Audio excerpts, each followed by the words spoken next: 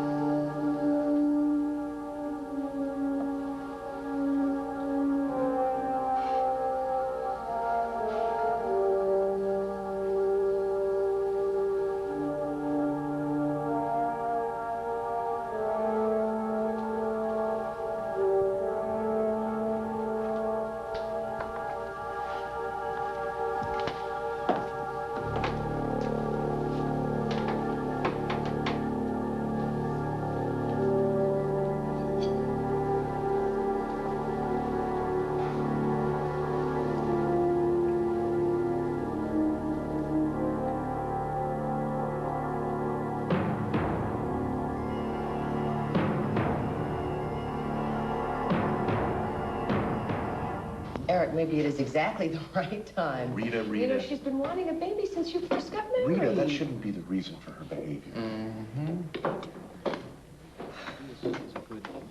All right, okay. Maybe I'm overreacting.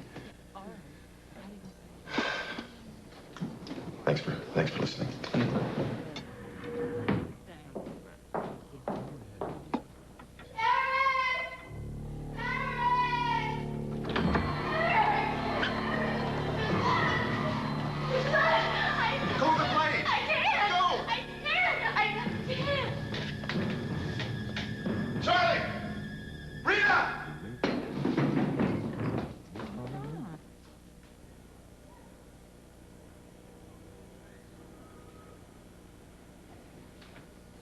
I'd still like to get her to a doctor.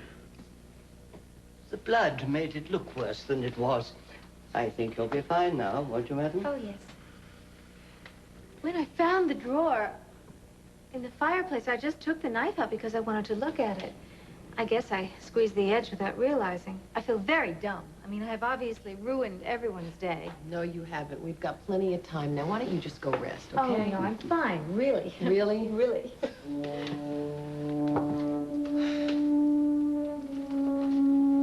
All that time, and neither man nor beast could find it.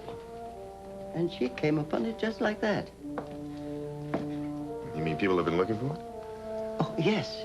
yes, they have. Why? Well, it was used in a crime of passion over 200 years ago. And it's been missing ever since. Do you mean that a murder was committed in this room?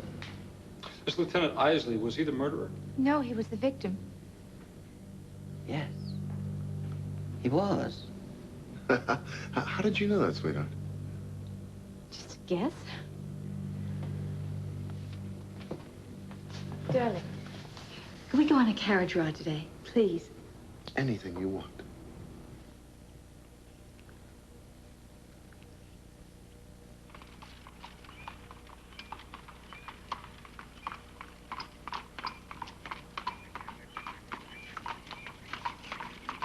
Well, this here is your town limit. That there is your old graveyard. Back in the 18th century, Unionville buried its dead, rich and poor alike, here in this one cemetery at the outskirts of town. Looks a little run down to me. Driver, can we stop here at the graveyard? Surely we can, miss. Whoa there. Karen? Karen, do you think that maybe we could have something to eat before we read gravestones? You guys go on ahead to the restaurant. Eric, I'll get this. Put them away.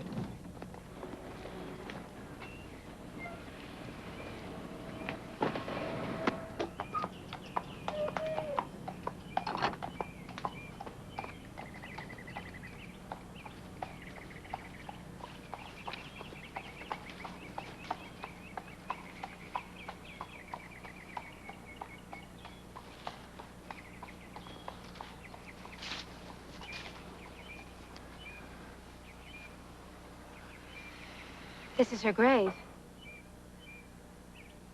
Whose grave? Megan McGuire? Isn't she the one in the painting that McVeigh is always talking about? The barmaid whose room we're staying in. You're full of information today. Now, how did you know that she was in our room? I'm sure Thomas must have told me. Megan McGuire, 1761 to 1786. Hanged by the neck for the murder of Lieutenant John Isley. God have mercy on her soul. Isley? The man killed in our room? She murdered him?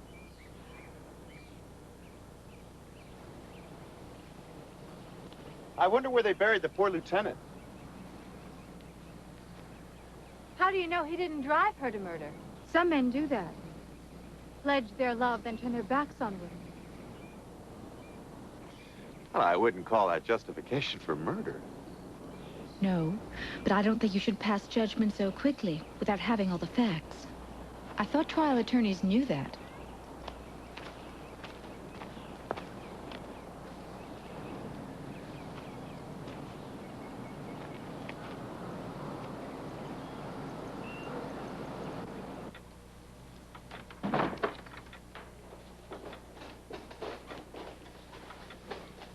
Oh, Thomas will fetch the firewood for you, Mr. Beckett. I think I can handle it. Mr. McVeigh, I would appreciate it if you could ask Thomas to stop talking to my wife about the murder in our room. It's just no way to make your guests feel very comfortable. Oh, Mr. Beckett, Thomas can't remember a grocery list, much less historical stories.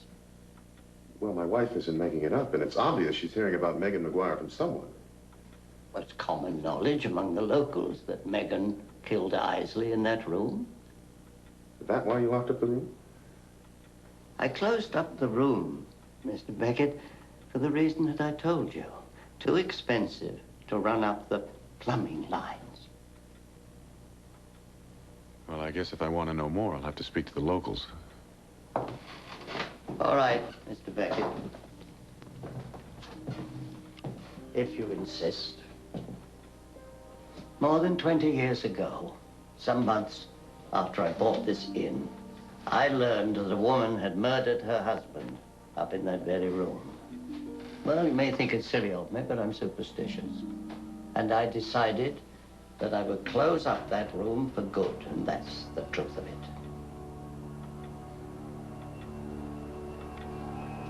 Two murders in the same room, and that was enough for me, Mr. Beckett.